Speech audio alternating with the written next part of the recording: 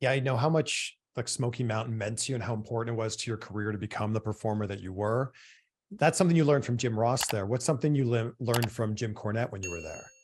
The biggest thing I learned from Jim Cornette was you're not doing the wrestling, and this is probably, again, dating me because it's not necessarily done this way anymore. You're wrestling the match for the audience, not yourself. Don't do the match you want, do the match that the audience wants. Because when Jericho and I went to Smokey, we're watching New Japan junior heavyweight matches in, 1993, and we're trying to be cutting edge and doing all these fancy moves and shit. And then we're in Hazard, Kentucky, and the audience is looking at it going, what the hell are these kids doing? And it's like, we had to slow it down. And Jim was the one that drove it home that I know you guys want to be going 55. No one in this town has ever drove over 35 in their life. Maybe start at 40. You've got to bring them into the decade before you try to bring them completely up to speed.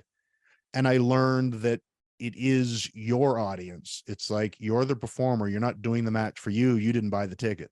Yeah. And that's where I really started realizing that, okay, what does this building want? What do these people want? And working to them. Yeah. As you know, Jim Cornette's so polarizing, especially now. And you love him or you hate him. There's really no in between. I would say there's a lot of people that are both, but yes. Maybe they love to hate him. No, but it's nice I to hear something positive. But I think there's people that love what he did in his career and his knowledge of history. And they also hate where he's gone with his podcast and his digging in and his takes on much of current wrestling, which are very easy to hate. The rant he cut on Becky Lynch for getting pregnant was just like, what are you talking about? You know what I mean? It's like, let the woman have a kid if she wants to have a kid. It's like, yeah, it's almost like he's playing up like a heel version of himself, on the podcast. I think many podcasters get into that. Yeah. And politicians. I should turn heel on you. Politicians. Right now, no, but there's that. I must develop a following. And actually, he's following the advice he gave me to a certain extent. True. He's found an audience that wants to hear this, and he is delivering that to his audience. And there are those. And I don't know if it's a defense of him. I know I've used it before, but I think the wrestling business is so important to Jim that it's like his kid. And when he saw Kenny Omega wrestle a blow-up doll, a 9-year-old girl, that was such an atrocity against his child that it can never be forgiven. So no matter what Kenny Omega ever does, he could solve world hunger. He could, be the greatest human being on the planet, do the greatest matches of even Jim Cornette style. There is that sin that was committed against Jim Cornette's child when he was in DDT that must never be forgiven. And he's just dug in for that.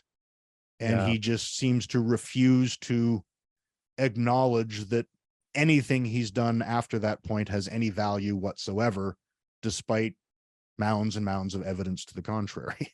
Yeah, now there's a whole group of fans that will just always know Kenny Omega as Twinkle Toes. Yes, there's an additional part to that, but we will leave that out. But the thing too, like I'm appalled as much as anyone when I see people wrestling 8-year-old girls, blow up dolls in particular.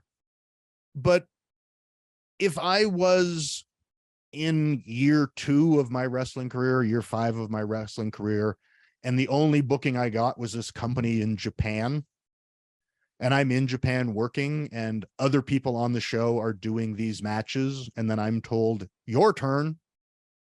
Even as much as I would hate it, I don't know if I'd quit my job over it. Yeah.